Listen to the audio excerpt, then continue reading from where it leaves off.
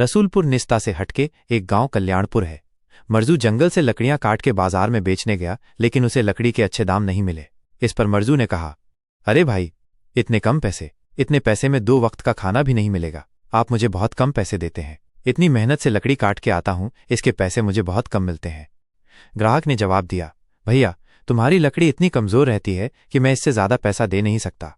तुम्हारी लकड़ी के बस इतना ही पैसे बनते हैं। मरजू गिड़गिड़ाया, अरे भैया, कुछ ज्यादा कर दो ना। वो क्या है ना, इस पैसे से कुछ भी नहीं आता कि मैं अपनी जिंदगी कैसे गुजारूंगा। ग्राहक अड़ा रहा, तुम जाकर इससे अच्छी लकड़ी लाओ, तभी दाम मिल पाएगा, वरना ये लकड़ी का यही दाम है। ये सुनकर मरजू बहुत ज्यादा परेशान हो गया। पैसे लेकर रिंकू भाई के किराना दुकान से सामान खरीद कर घर आ गया। घर पहुंचते ही मरजू की पत्नी सीता ने कहा, सामान ले आए आप? हाँ, सामान ले आया हूं, मरजू ने कहा। सीता के चेहरे पर खुशी जाग जाती है, लेकिन उसने सामान देखा, इसमें तो बहुत थोड़ा सामान है। उसने कहा, हाँ सीता, मुझे पता है थोड़ा ही सामान है, मगर मैं क्या करूं, मेरे पास जितने पैसे थे उतना लिया है। सीता चिंतित हो गई, जी, इस तरह हमारा कैसे गुजारा हो पाएगा?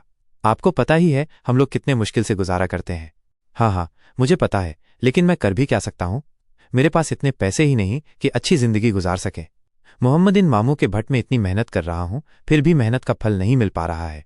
इतनी मेहनत से लकड़ी काटता हूं, मुझे समझ में नहीं आता किधर जाऊं, क्या करूं? सीता ने उसे ढाढ़स बंधाया, आप परेशान न हो, आप कोई और काम देख लें।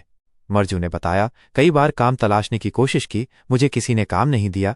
ये सुनकर सीता का भी परेशान हो गए। मरजू को सीता की परेशानी अच्छी नहीं लगी। मैं फिर से मसाला मुखिया के भट्ट की तरफ जा रहा हूं, लकड़ी काटने जंगल में। सीता ने रोका, अरे जी, अभी मत जाइए ना, शाम हो रही है। एक काम करिए, आप आज मत जाइए, कल चले जाइएगा भरवारा या शकरपुर के जंगल की तरफ। मुखिया के भट्ट की तरफ मत जाइए, शाम ज्यादा हो गई है। अगर तुम रोक रही हो तो मैं रुक जाता हूं, कल चले जाऊंगा भरवारा बाजार की तरफ। तभी उसे गुड्डू के किराना दुकान के पास एक आदमी मिला और उससे कहा, कहाँ जा रहे हो भैया, और सुनाओ क्या हाल चाल है, जिंदगी कैसे गुजर रही है? मरजू ने अपनी व्यथा सुनाई, अरे भैया, एक काम से लकड़ियां काट के गुजारा कैसे होता है?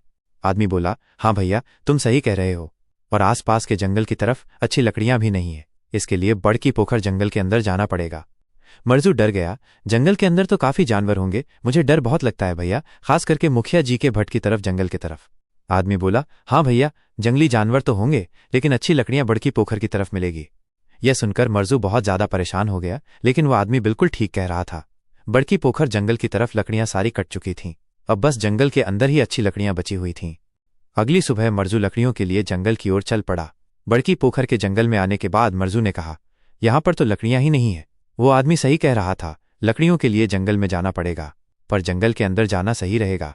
मुझे तो डर लग रहा है, वहां पर काफी जंगली जानवर होंगे, खतरनाक होंगे। आज मैं जंगल के अंदर नहीं जा सका, घर पैसे लेकर नहीं जा पाऊंगा, तो पैसे नहीं होंगे तो गुजारा कैसे होगा? मरजू जंगल के बाहर खड़ा सोचता ही रहा, पर उसने फिर सोचा, अरे यहां पर भी कोई मजबूत पेड़ दिखाई नहीं दे रहा है जिससे मैं लकड़ी काट के घर ले जा सकूं। लगता है और अंदर जाना पड़ेगा। यही सोचकर मरजू जंगल के अंदर चला गया। अंदर जाने के बाद इधर उधर उसने पेड़ देखे, पर उसे कोई भी अच्छा पेड़ दिखाई नहीं दिया। यही सोचकर मरजू जंगल के और अंदर चला आया।